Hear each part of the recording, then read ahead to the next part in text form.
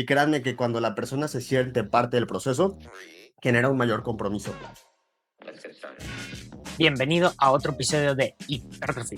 Un podcast que gira en torno al entrenamiento de fuerza convencional, la nutrición en estética corporal y otros hábitos importantes como el sueño, el descanso y la gestión del estrés. Todo desde la teoría hasta la práctica. Nuestra misión es reducir la brecha de información que existe en México, aportando un pensamiento crítico y práctico. Sin más preámbulos, comenzamos. Listo. Muy bien, chicos, pues gracias por estar en una reunión más de Hypertrophy.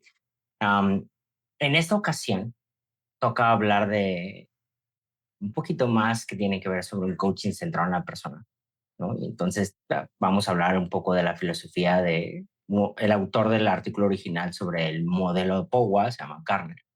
Entonces, esto que propone Garner sobre cómo debería estar balanceado en ciertos aspectos un entrenador o alguien que se dedica a enfocarse, a centrarse en la persona.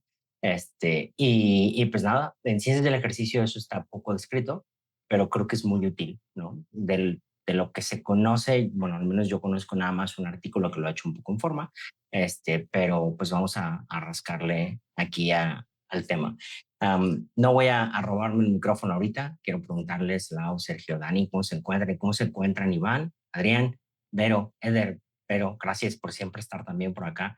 De verdad, que en todas las reuniones te hemos visto y lo agradecemos un montón, en serio. Por cierto, aprovechando eso, es Iván, ¿verdad? Veo Creo que Iván, tenemos... pero no a Puente. Iván. Ajá, tenemos varios Ivanes, creo. Sí, no, nada más quería aprovechar Puente, ¿verdad? Para felicitar a Bueno, Iván, sí, después de esto, por su competencia y todo, y que nos mencionó por ahí en su publicación, nada más. Un cordial saludo. Bueno, entonces ya me puso un poquito de luz. Siento que me veo como muy oscuro. Entonces, ya comencemos. El modelo POWA, que déjenme abrir por aquí una presentación que sí tengo al respecto, habla de algunas perspectivas, que más bien de 4 puntos que se recomienda que el entrenador tenga cuando hacemos un coaching centrado en la persona. No todo coaching es centrado en la persona, es la primera cosa que deberíamos pues, aceptar. Pues la vida es así. No todo coaching es centrado en la persona. Y cuando sí se trata de eso, pues este modelo viene a caber bien. Entonces, déjenme abrir la presentación porque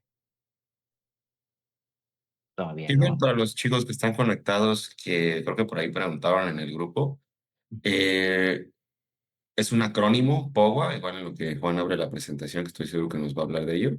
No sé, creo que es Paul Garner el autor original, ¿verdad? No sé si existe otro previo, pero de hecho me encontré un artículo que ahorita les platico breve de esta idea, pero no el modelo POWA como tal, sino como las nociones que quizás desarrolló Paul Garner, pero él es el autor, ¿verdad? Sí, Ah, hasta ok, donde ya mi perfecto. conocimiento es Garner quien hace Ya. la primera publicación del modelo POWA, que es el artículo de esquiadores. El modelo POWA, la verdad es que es, bueno, aquí está como dice Dani, Garner es el autor principal, ¿no? Y es un marco conceptual pues, propuesto por Garner, que es para el coaching centrado en la persona basado en humildad radical. Ahora, aquí lo que trata de hacer es que se pueda promover una reflexión entre lo que es exceso y deficiencia de alguna de las virtudes que está recomendando o de la propuesta que tiene Garner, ¿no? Y consiste en estos 4 aspectos, ¿no? En ver perspectiva. Aquí dice other center, ¿no? Que es centrado en el otro. Willingness to learn, apertura al aprendizaje y accurate self-assessment, que es autoevaluación precisa. Y por rápido, porque creo que no nos vamos a centrar mucho aquí, esto es como la introducción nada más. La parte de perspectiva hace referencia justo a que si nos vamos a la parte o el extremo de deficiencia, es que no estuviéramos teniendo perspectiva y fuéramos cerrados a lo que solo conocemos nosotros. Que leamos tal vez un libro, que leamos tal vez evidencia, que lo que nosotros hemos aprendido sea así. ¿Por qué? Porque así lo he hecho siempre. ¿No? Y entonces ese nivel de rigidez, no, es que yo he llevado a 10 Mr. Olimpias a la tarima, ¿qué me vas a decir a mí? ¿No? No me puedes enseñar, tienes que hacerlo así, entonces tienes que sobrevivir mi método. Se me ocurre un ejemplo así como un poco extremo de lo que pudiera estar pasando en algunos contextos, ¿no? Y el exceso de esto sería que llega un artículo nuevo, dice longitudes musculares largas y ahora todo es longitudes musculares largas, ¿no? Entonces estás completamente disperso, no tienes foco, no hay tanto criterio, ¿no? Porque hay información nueva y dices, hey, pues sí, vamos adelante, ¿no? Esto salió nuevo, vamos a aplicarlo, cuando la verdad es que la evidencia avanza relativamente lento, y entonces el cambiar nuestra práctica, incluso cuando la evidencia es sólida, tiende a ser lento, porque tenemos que ir viendo cómo aplica nuestra población, y podríamos poner en la mesa que estaríamos dispersos si no nos ponemos en lo que ya sabemos que funciona bien en nuestro contexto, con nuestros clientes, y probamos cosas nuevas de forma progresiva o un poco más conservadora, tal vez con algunos clientes que encajen mejor el perfil, ser un poco más agresivos, pero eso sería un exceso, ¿no?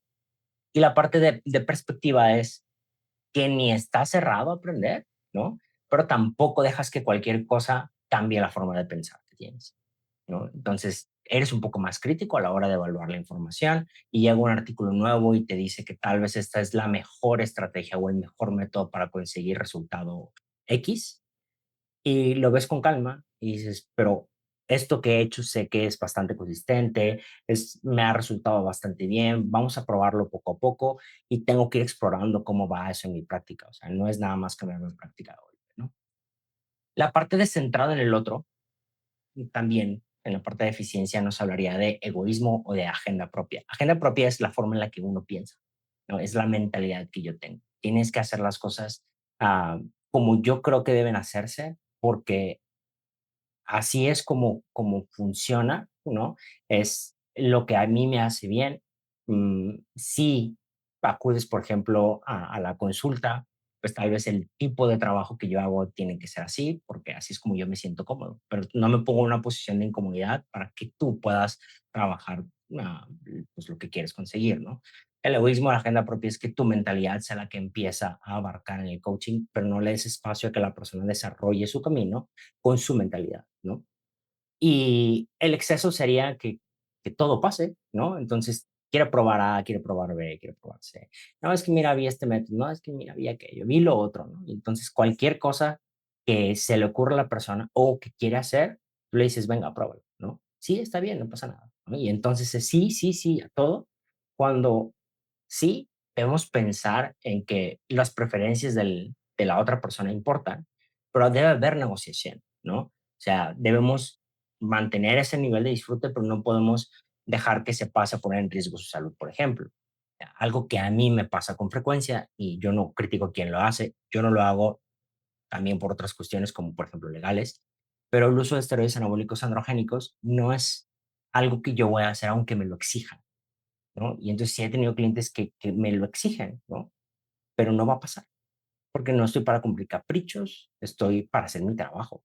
Entonces mi trabajo no es hacer lo que tú quieras, pero siempre que si tú lo decides, yo no te juzgo, yo no te abandono, te ayudo con tus laboratorios, veo tu estado de salud, veo que todo, que las cosas no se vayan a salir demasiado de control, pero no voy a estar a favor y yo no voy a ser quien te dé la receta de los esteroides, ¿no? Eso es la parte del exceso, ¿no? Estar abierto al aprendizaje, el ser cerrado, dogmático, creo que empata también relativamente bien con la parte de perspectiva, ¿no? El ser cerrado y dogmático es que no hay nada nuevo nunca, ¿no? Nunca es, no estoy dispuesto a aprender, pero no solamente de evidencia actual, de ti, de tu entorno, ¿no? De tus barreras. Y esa es una parte difícil en el aprendizaje, porque los libros no nos cuentan la historia que tiene detrás de cada persona. Y escuchar a las personas es una forma de aprender. Aprender por qué es que no hacen las cosas, por qué es que si las hacen, por qué es que quieren, por qué no lo consiguen, ¿no? Entonces, eso de estar cerrado y decir es que no eres disciplinado, es que no lo haces porque no quieres. Esa sería una forma de decir que estás cerrado al aprendizaje, por ejemplo, el contexto de la persona. Y el exceso sería inconstante, sin filtro, ¿no? O sea, todo viene, todo aporta, todo suma, todo está bien, todo, ¿no? Y tampoco se trata de eso. No funciona así. Y al final, la autoevaluación precisa, ¿no? Es que tú como coach no te no te desvalorices, no porque algo salió mal, creas que tú tienes la culpa. en cualquier programa de entrenamiento, de nutrición, ¿no? Cosas que haces bien o que están incluso descritas en la literatura van a salir mal por la persona. Y tal vez puedes tener un tipo de sistema que a la mayoría de tus clientes le funciona y encaja bien para muchos y te llevas bien con muchos. Y de repente llega alguien y te dice, no, es el peor servicio que he tenido. Subí de peso, subí grasa, perdí músculo, bajé mi rendimiento. Y has hecho cosas relativamente bastante similares a lo que habías hecho con otros clientes. Y entonces autodesvalorizas porque crees que lo hiciste mal, cuando en realidad solo esta persona respondió diferente a lo que habitualmente haces. Y aquí la parte que hace el cambio es el monitoreo, el darle tiempo. Mira, pues entonces vamos a ver qué es lo que salió mal, poder evaluar y ajustar, ¿no? Y si la persona desaparece o la persona da este tipo de comentarios y no estuvo el tiempo suficiente, es un poco complicado desvalorarnos, ¿no? Y el otro sería la arrogancia, ¿no? Si nosotros decimos es que yo lo hago todo bien, entonces como mi método es perfecto y en todos funciona, esa es la única forma. Yo sé que está bien hecho el programa, pero tú no lo ejecutas bien, tú tienes la culpa, tú no sigues la dieta, tú no aquello, tú no lo otro. Yo sé que yo hago mi trabajo como debe hacerse, ¿no? Y la verdad es que todos podemos regarlo. Incluso haciendo bien el trabajo, podemos estar teniendo resultados negativos, pero hacerlo bien no es que salga perfecto, es aceptar que la vamos a regar, pero que tenemos que evaluar y corregir, ¿no? Y bueno, al final ser humilde no es minimizarnos, tampoco es desaparecer, pero sí ubicarnos, ¿no? No es pensar menos de nosotros, pero es pensar menos en nosotros, ¿no? Se trata de la persona con la que estamos tratando. Ese es a modo global lo que es el modelo de humildad de Powell. Si se echan un clavado a este artículo que es el características del coaching centrado en la persona, habla de cómo graban a varios entrenadores que tienen experiencia en un coaching centrado en la persona y entonces estas grabaciones las evalúan los investigadores y tratan de ver en estas personas que ya tienen mucha experiencia cuál es el tipo de comunicación que tienen, cómo es que escuchan a la persona, cómo es que le preguntan a la persona, cómo es que actúan con relación en la plática y en todo este camino, ¿no? Entonces, evalúan distintas conversaciones y logran ver que está esta parte del modelo bastante sólida en todos los coaches que estaban haciendo las entrevistas a diferentes clientes. Y por eso es que surge este. Entonces, coaches que son exitosos, que se dedican a coaching centrado en la persona y no nada más pues, a dar programas y que el que sobreviva pueda salir adelante, ¿no? Tienen estas características y logran ver que no tienen ni exceso ni eficiencia de estas características. Por eso es que nace esta propuesta de Gartner. Entonces, digo, el artículo, la verdad es que está interesante. Hay muchas cosas estadísticas que consideran por ahí, pero en eso es lo principal que ocurre en el artículo, ¿no? O en el estudio, es que evalúan conversaciones de coaches experimentados en coaching centrado en la persona. Y estas son las características que pueden ver que resaltan en todos ellos, ¿no? Y hasta aquí mi participación general, como la introducción. Y ahora sí, pues empecemos a hablar sobre ello. Yo nada más quisiera agregar ahí, aprovechando, que pues no es nada realmente nuevo. Quizás sigue nuestro pequeño mundillo del fitness, que justo el 2024, ¿no, Juan? Creo que fue la explosión de las parciales y de todo este tipo de cosas. Y más para allá, si son del old 2023. school, 23, 24. Sí, el 23 fue cuando salió, creo, el metaanálisis de Milo. Y antes de eso, las guerras del volumen, las infames guerras del volumen, que ahí podíamos perdernos, ¿no? Entonces hay que hacer más volumen, hay que meter parciales, pero se nos olvida que todo esto es, creo que lo mínimo, es la intervención más pequeña que pudiéramos hacer en lugar de enfocarnos en pues, la persona que tenemos enfrente, no verla como una especie de lienzo para meter X cosa que vimos en algún estudio o qué sé yo. Porque como les decía, así súper breve para cederles la palabra a ustedes, me encontré un artículo que traza toda esta idea del coaching centrado en la persona a un psicólogo que se llama Carl Rogers en 1951. Tiene dos publicaciones en el 51 y en el 61.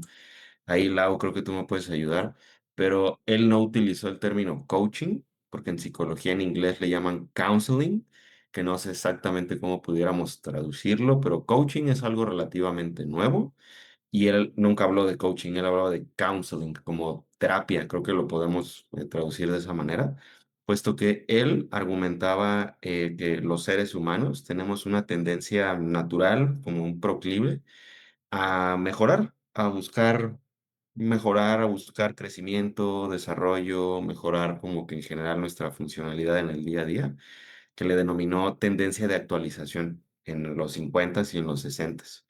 Entonces, aprovechando esto, esta como que tendencia inherente de nosotros seres humanos, pues centrar para él la terapia en la persona, que en este caso ya lo podemos extrapolar al coaching en tema de nutrición, de entrenamiento, que es básicamente lo mismo, pero no es nada realmente nuevo, curiosamente, que creo que es algo similar a este tema del modelo biopsicosocial, ¿no? Como si le rascamos un poquito, ya había gente que hablaba de esto, pero como es, pues pienso menos llamativo, es quizás menos, no sé, menos pasional este tipo de cosas, es más fácil que se pierda entre el ruido. Pero nada más quería aportar eso, que si acaso a alguno de ustedes chicos que están presentes les parece como algo hiper novedoso, la verdad es que no lo es, pero quizás sí en el terreno del fitness.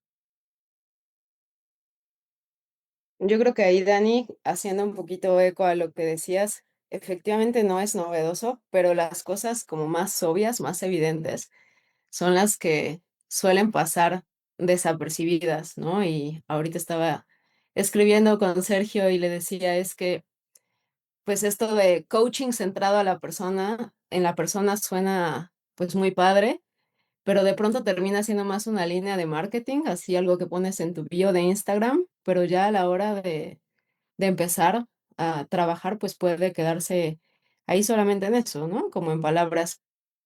Si me permiten, quisiera compartir una diapositiva que hice para reforzar un poco lo que decía Juan.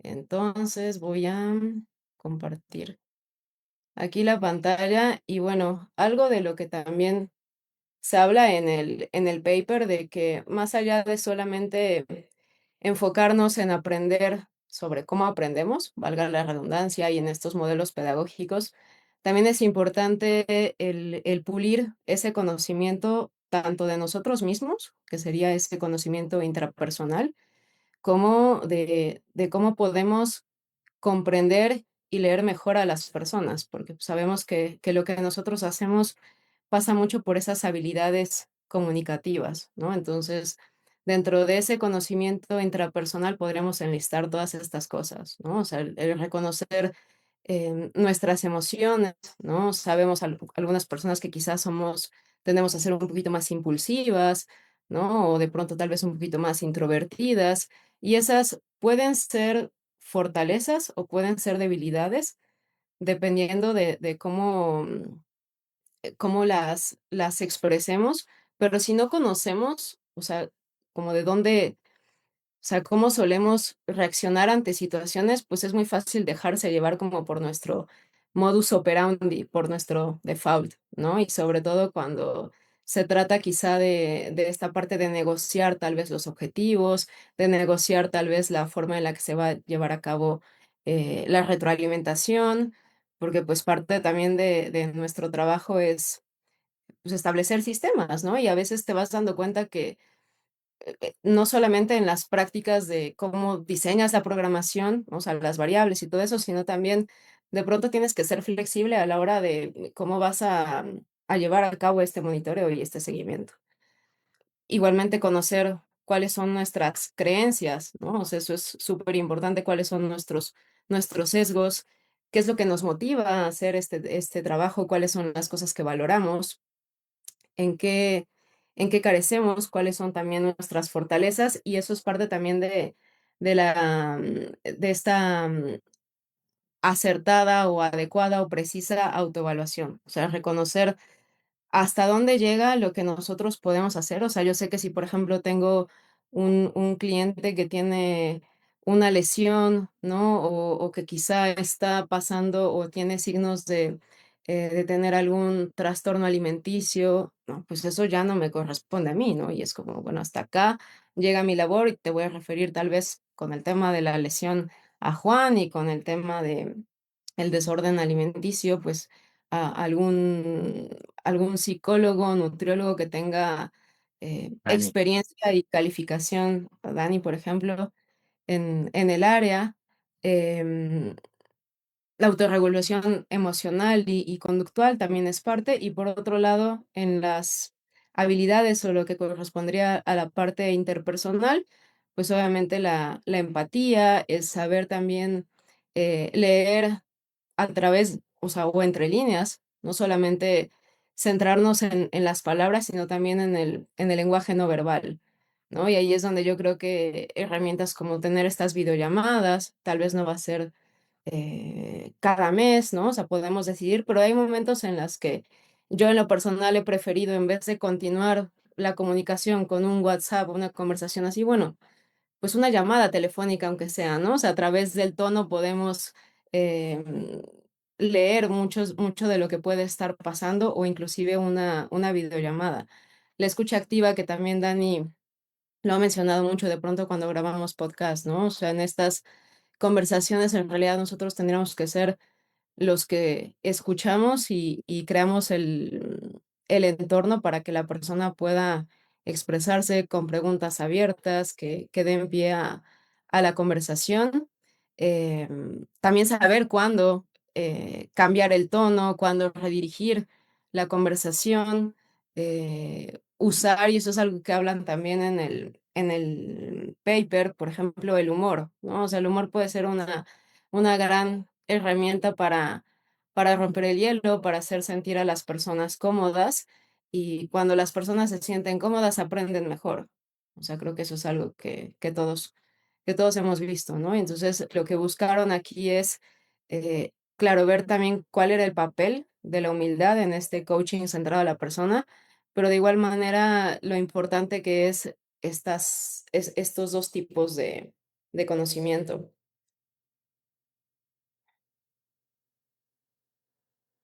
Oh, Hasta aquí. yo quería hacer también ahí un poquito de eco con lo que estaba diciendo Dani de que no es algo nuevo, ¿no?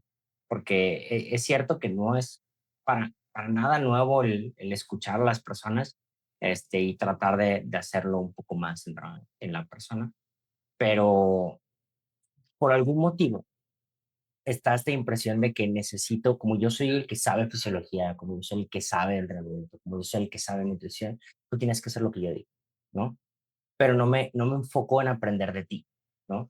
Al final, sí, nos dedicamos a esto, nutrición y entrenamiento, pero esta parte de la ciencia es o lo que conocemos es con personas ajenas, alguien que no tenemos enfrente, pero no nos dedicamos a aprender de la persona que tenemos enfrente, ¿no? ¿Quién lo ejecuta? ¿Por qué lo ejecuta? ¿Cómo lo ejecuta? ¿Qué lo motiva?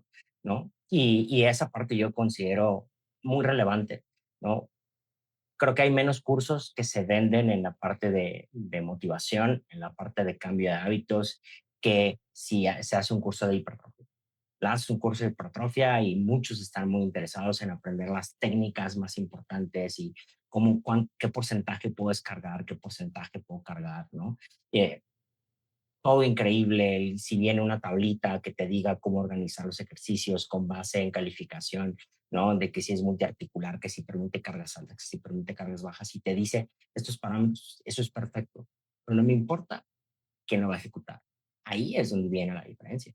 Y esto suele salirse mucho, más bien, suele pasarnos a mucho, ¿no? También estuve ahí, yo también quería aprender más a detalle esto y no entendía lo importante que era conocer sobre qué motiva a la gente, ¿no? Y qué los detiene también. Y ahora que ha captado mucho mi atención, que me esfuerzo más en aprender lo que no puedo aprender, en escuchar, ¿no? Creo que ha sido de las etapas más cómodas, más difíciles, pero más cómodas de mi coaching, en el sentido de que siento que entiendo mejor el contexto y que estoy menos perdido en cómo necesito trabajar. A mí me ha aportado muchísimo. Creo que tiene más valor que aprender las técnicas más nuevas o las dietas más nuevas o la fórmula nueva para poner el déficit calórico. Para mí tiene mucho más valor esto. Estoy bien de acuerdo, porque pues, ya me he chutado casi toda la biblioteca de cursos de 3DMJ y algo que me llama la atención, por ejemplo, de particular, el de cómo calcular tus calorías, todo ese rollo, es que nada más te dicen, no recuerdo, seguro tú sí lo recuerdas, Lau, del 12 al 15 probablemente esté tu mantenimiento y una cosa así, multiplicas tu peso por esa cifra y listo.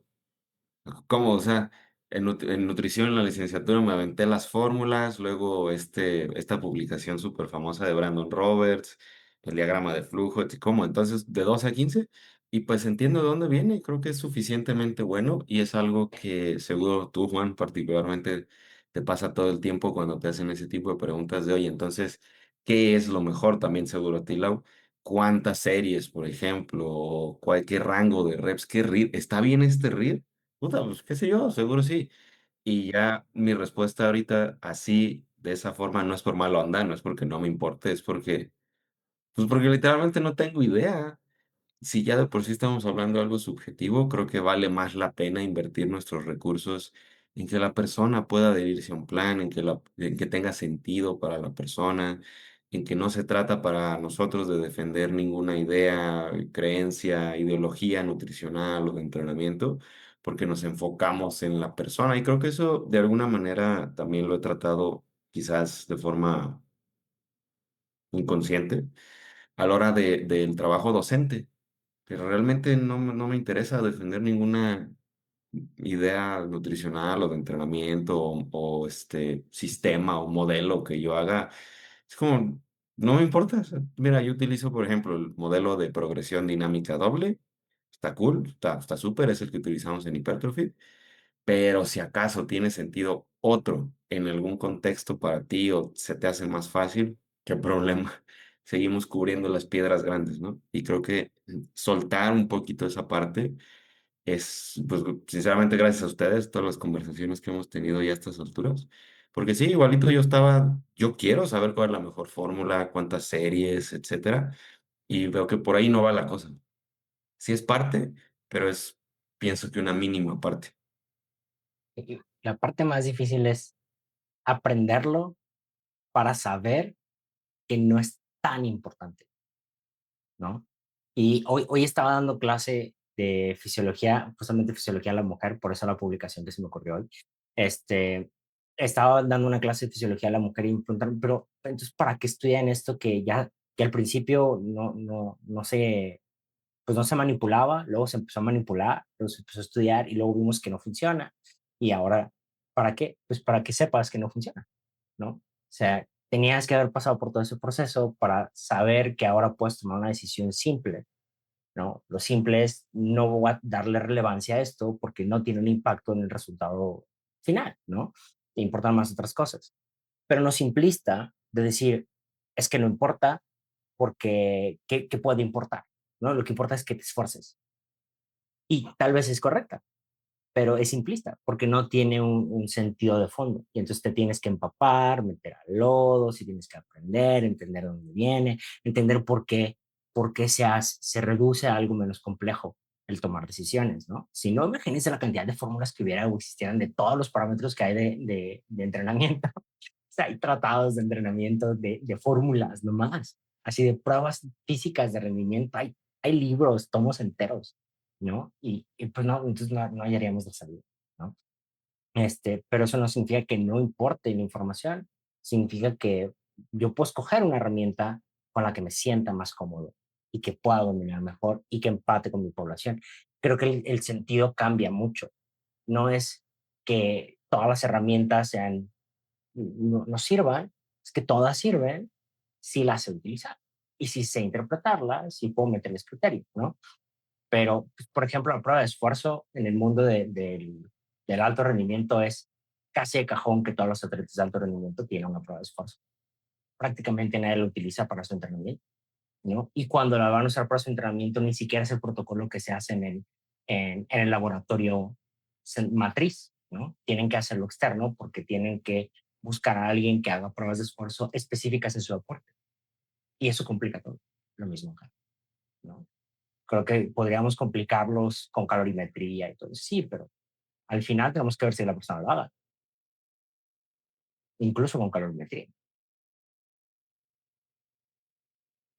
Y otra cosa importante es entender que, o sea, no todo el mundo va a necesitar lo mismo, o sea, este principio de la individualización, pero además una misma persona no va a tener las mismas necesidades ni va a requerir, por decir, el mismo grado de detalle en la explicación de su coach en un momento determinado versus otro, Ujú. ¿no? O sea, y el grado de autonomía que tú también le das a una persona depende de la experiencia que tenga, depende también de la personalidad. Hay gente que solamente quiere que le digan qué hacer y ya, y está bien, y tal vez nunca va, o sea, nunca va a buscar como tener mayor protagonismo en la toma de decisiones, y hay otras que desde el inicio, ¿no? O sea, quieren como que meter mano, ¿no? Entonces creo que también entender eso es importante, o sea, saber cuándo es momento de dar un poco más de, o más bien, no de dar, sino, o sea, qué tanto grado de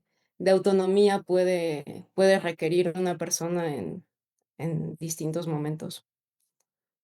Sergio, te, te dejamos callado. Y no, es que siempre es un lujo, un placer seguir aprendiendo de ustedes. Y justo tengo 4 puntos aquí bien planteados que desde que iniciamos en Hypertrophy, lo que buscamos es realmente buscar brindar esa mejor experiencia al cliente, hablando de entrenadores y los clientes de los entrenadores, pero en verdad reconocer a los entrenadores y promover esa parte de se pueden hacer mejor las prácticas. Que en verdad como entrenador digas, oye, creo que hay una mejor manera de hacerlo. Y me gusta mucho cómo estos 4 puntos empatan bastante en cómo el ofrecer un coaching centrado en la persona impacta de manera positiva en el entrenador, así como lo hace Hypertrophy en los entrenadores, ¿no? Y dentro de estos 4 puntos, el primero, mejora la experiencia del cliente. En verdad, cambiar esa perspectiva de, es que es mi entrenador el que me manda mis rutinas y me manda mi dieta, es como algo que siempre se dice, ¿no? Es como, él es el que me pone la rutina, es el que me manda mi dieta, ¿no? Cuando en verdad promueves ese acompañamiento real, estás con la persona en el proceso, vas dando algo de entendimiento, escuchas a la persona, casi como Juan nos los ha comentado en varias ocasiones, sus consultas muchas veces van de eso, de escuchar a la persona, escuchar a su cliente, cómo le está yendo, y a partir de eso tener una mejor comunicación, un mayor nivel de confianza, que en verdad sepas qué es lo que está viviendo tu cliente, mejora muchísimo la experiencia de la persona, una mejor comunicación, que es clave en ello. El segundo punto es la parte de la fidelización y la retención, ¿no? Hoy en día podemos ver cómo hay mil estrategias de marketing y digo, son necesarias en cierta medida y puede que nos llenemos de clientes, puede que sí, que estemos abriendo plazas cada mes, mes con mes, mes con mes, pero si en verdad no logramos esta retención, pues, ¿qué resultados les vamos a poder dar a las personas en 3 meses, 5 meses? Realmente no van a ser muchos, ¿no? Entonces, tener esta comunicación, este acompañamiento, va a buscar también fomentar esa fidelización y que el cliente en verdad se sienta cómodo contigo, que se sienta acompañado y que tenga esa perspectiva, como lo mencionábamos, de tener resultados a largo plazo, ¿no? Que no generemos falsas expectativas. De ahí el tercer punto, creo que ese es un punto muy, muy importante, que disminuye el desgaste de nosotros como entrenadores, ¿no? Tanto en la parte de yo que aún tengo la oportunidad de dar entrenamientos presenciales, si eres un entrenador que todos los días tu cliente tiene que llegar a ti y preguntarte qué es lo que va a hacer y estar detrás de ti cada que termina un ejercicio, va a ser un cuento de nunca acabar y te vas a ver muy limitado en cuestión de cuántos clientes puedes abarcar, ¿no? Y ahora si lo trasladamos al ámbito en línea, pues aún con mayor necesidad, hay que anticiparnos a la revisión de los videos, hacer ciertos comentarios, a ir preguntando cómo va el proceso y que el cliente vaya entendiendo conforme va avanzando en el proceso. No es que entre y darle, tienes que saber todo eso de entrenamiento, todo eso de nutrición. Conforme va avanzando el proceso, tú te vas dando cuenta qué herramientas necesita el cliente y que eso genera esa autonomía. Que muchos confunden la autonomía con, es que si le enseño, mi cliente ya lo va a saber hacer y ya no me va a necesitar, ¿no? Cuando realmente no, es ayudar a que sea parte del proceso, que cuando está esa nueva programación, cuando viene una nueva etapa nutricional, que el cliente sea parte del proceso, que juntos lo platiquen y, oye, ¿qué te parece? Proponemos esto. Y créanme que cuando la persona se siente parte del proceso, genera un mayor compromiso. Y finalmente, el punto 4 es eleva tu valor percibido. Realmente lo que queremos en Hypertrophy es eso, o sea, devolver a los entrenadores ese reconocimiento de estar haciendo bien las cosas y que se perciba igual de parte del cliente, ¿no? Creo que hoy el mercado está muy, muy competitivo en cuestión de entrenadores, nutriólogos y demás.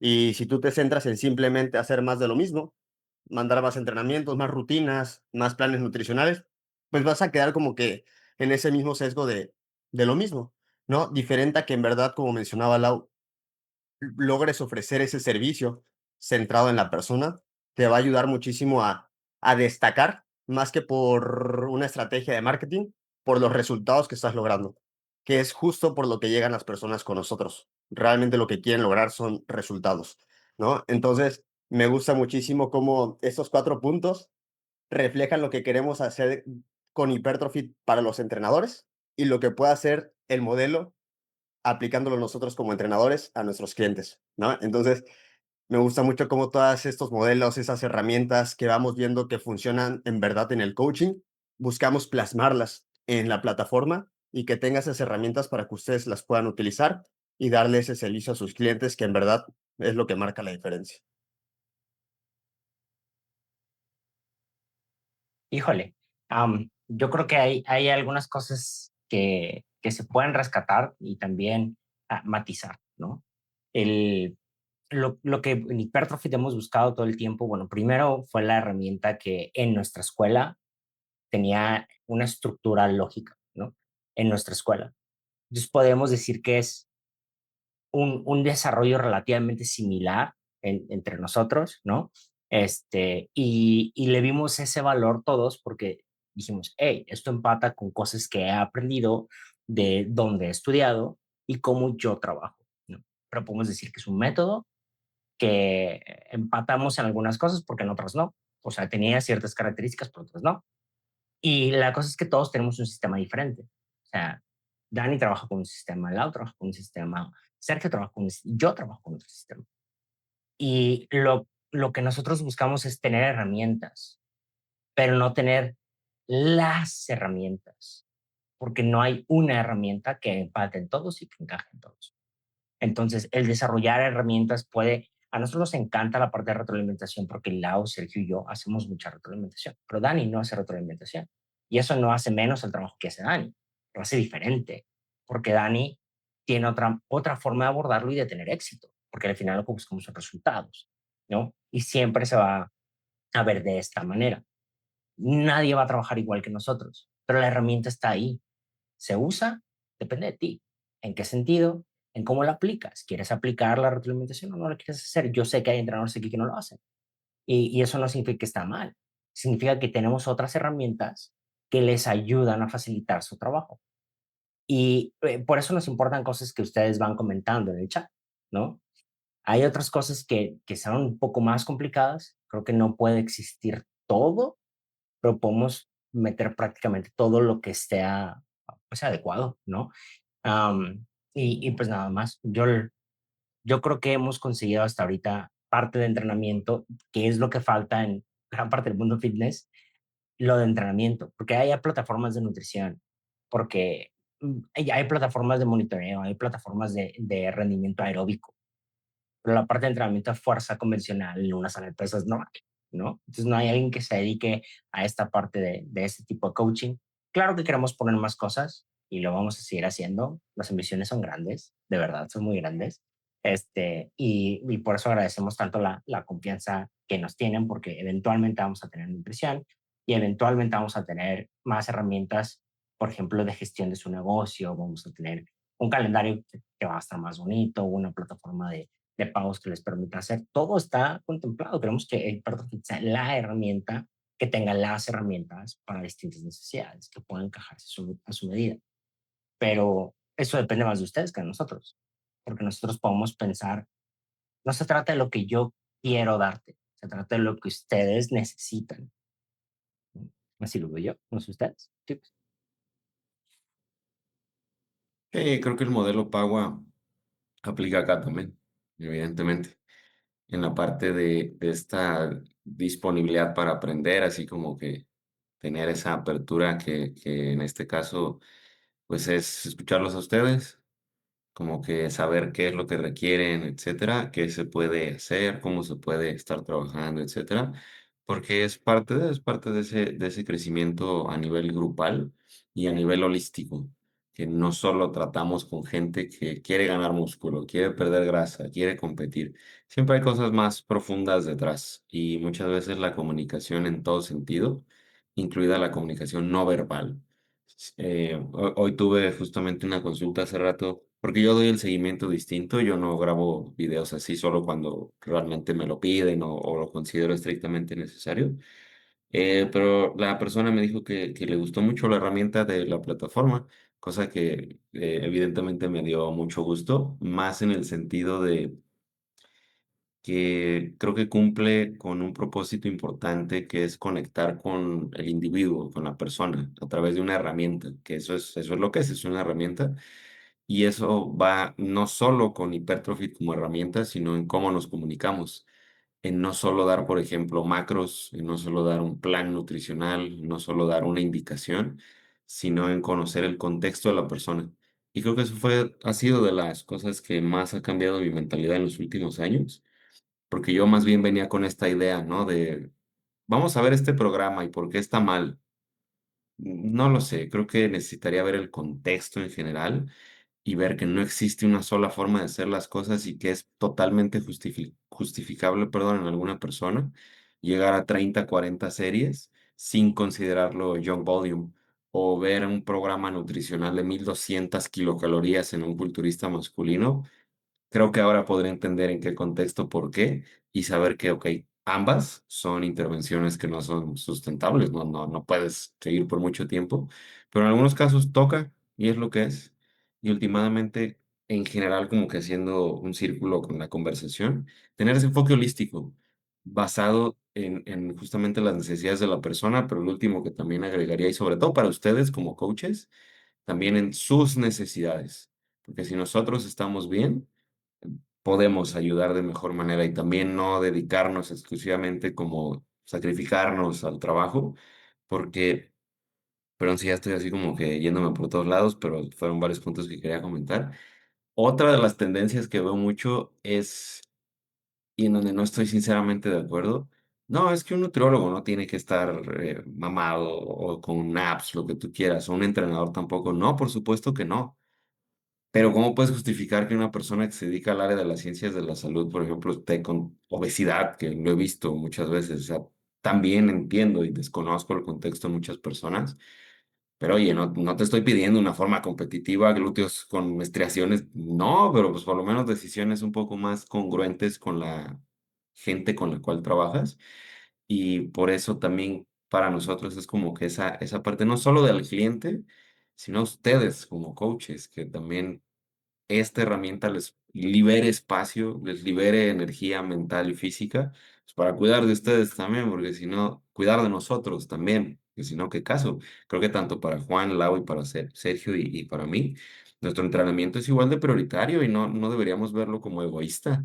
De, oye, no, es que también tu trabajo, tus clientes, ¿y por qué no sería prioritario también mi entrenamiento, mi nutrición, etcétera? Y tener este tipo de herramientas creo que ayudan mucho en, de alguna manera, a balancear toda la situación. Uf, Dani, tocas fibras sensibles. Sí, Este, yo sé, es que de verdad me hace ruido, o sea, lo entiendo y muchas personas se agarran de este argumento. No, es que un coach no tiene por qué. Sí, yo entiendo, pero hermano, ya tienes obesidad, o sea, también, no lo sé, y no lo digo pensando en nadie en particular, sino en esa tendencia como que de excusarse de alguna manera con el argumento de ahorita me estoy centrando en el trabajo. Pues claro, yo también, nadie es como que me va a pagar la renta o mi despensa, ¿sabes? Pero se pueden hacer como que mejores decisiones simples. De, oye, sírvete un poquito de vegetales y quizás esa tercera pieza de pan dulce, pues ya no, ¿verdad? A lo mejor con una y listo, ya estuvo. sí, yo creo que en contextos así es gente que se ha centrado más en aprender que en mejorar ellos o que se interesen por su salud, ¿no? Y también lo ves en su abordaje. La mayoría de los, al menos en mi experiencia y con los pocos que conozco, de los nutrólogos que viven con obesidad, dan dietas un poco más rígidas, son un poco más cerrados, es un poco más, es lo que aprendí en la escuela, ¿no? Pero es un poco menos de escuchar, ¿no? En mi experiencia. He visto que tienen más porque en el área del deporte, con los nutriólogos están ahí, nutriólogos que tienen universidad en el área del deporte, veo este tipo de abordajes. Y cuando escucho las pláticas también son pláticas mecanísticas y dices, se nota que no estás mucho en las trincheras, en verdad, ¿no? Y creo que eso es un punto relevante. Se centran tanto en aprender que tal vez se olvidan de aplicar en ellos el conocimiento, pero no por falta de capacidad, por falta de interés. Y creo que eso es algo que tal vez está presente en general en ellos. Y otros que tienen dificultades para hacerlo, porque también tengo pacientes que son médicos, que vienen con obesidad y que son coaches también, que batallan en bajar de peso y lo intentan y se esfuerzan y les cuesta. Y entonces su salud mental es otra historia, ¿verdad? Pero es un contexto diferente, pues estamos hablando de salud mental, estamos hablando de otra cosa, pero a mí, en mi opinión, es falta de interés y por ende, pues no has vivido esa dificultad de transportarte, ¿sabes? Yo que ya he pasado por fin interesarme por mi salud y no nomás por mi estética, ¿no? Y por cambiar mis hábitos es bien difícil, pero aprender en mi proceso de mí también me hace querer escuchar a otros. Y yo lo veo así, creo que es falta de interés de ellos, ¿no? No de conocimiento, de interés. No sé si alguien en el público tenga algún comentario, insulto también, cuenta si Yo creo quieren. que este cierre que sea de ellos, alguna experiencia que tengan, algo que se llevan, algún cliente.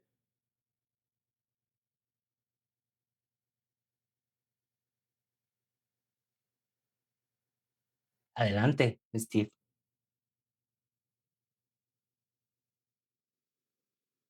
Eh, Bien, pues como lo mencionas, Juan, al final creo que los profesionales debemos de poner en práctica no solo leer, no solo estar al tanto de pues de lo más reciente que se ha investigado al respecto de nuestra área. Y yo desde mi perspectiva también he tenido ese punto donde estuve. Quizá leía mucho, pero nunca lo aplicaba tanto en mí, me dedicaba mucho a otras situaciones y me hacía chaquetas mentales y siempre me costaba llegar a lo mejor a un porcentaje de grasa bajo, me costaba subir cierta parte muscular y yo me hacía una chaqueta mental que seguramente es por... Y me iba por las ramas, y al final el aplicarlo y el decir, ya me voy a dejar de cosas, me voy a poner, este, a aterrizar y a poner en práctica todo lo que sale, que si salen parciales largas, lo aplico en mí antes de yo aplicárselo a un cliente para saber el grado de fatiga, la recuperación que estoy teniendo, qué tanto me afectó en la siguiente sesión y todo eso nos ayuda un montón a empatizar con el cliente, porque es bien fácil ver entrenadores, que ponen volumen a lo absurdo, ejercicios a lo absurdo, muchas veces series competitivas, que yo veo a la gente que acaba de entrar al gimnasio, tiene 2, 3 meses pegándole al gimnasio y les meten unas arrastradas que ni ellos mismos aguantarían. Igual aplica para los nutriólogos, meten restricciones calóricas que, a ver, ¿alguna vez has estado en ese punto? ¿Has vivido esa sensación de hambre que está sintiendo tu cliente? ¿Tienes herramientas de cómo lo aplicaste en ti para mitigar un poco el hambre, como el ventanas de alimentación en tus ratos libres y ventanas de ayuno mientras estás ocupado? Cosas de ese estilo. Que al final pues nos llevan a todo este modelo que es pues ser empático y entender y aplicarlo y ser humilde, como también lo dice el mismo modelo. Entonces creo que sí, en mi experiencia he crecido mucho como entrenador desde que he aplicado ese tipo de filosofía y no sabía que existía un modelo que se llamaba específicamente Poway, que era eso, pero pues ahora ya lo aprendí. Pero ya lo hacía. Ok, pues la verdad es que yo creo que también puedo decir esa parte de la filosofía, cuando lo aplicas, aprendes en el proceso, ¿no? Si no entiendes que está, digo, al final no es que, porque podría haber debate aquí de, pues no, si ve, por ejemplo, cuando he llegado a entrenar a atletas de deporte adaptado, paralímpicos, pues no puedo decir que voy a vivir con la amputación que ellos tienen, no sé qué es eso, ¿no?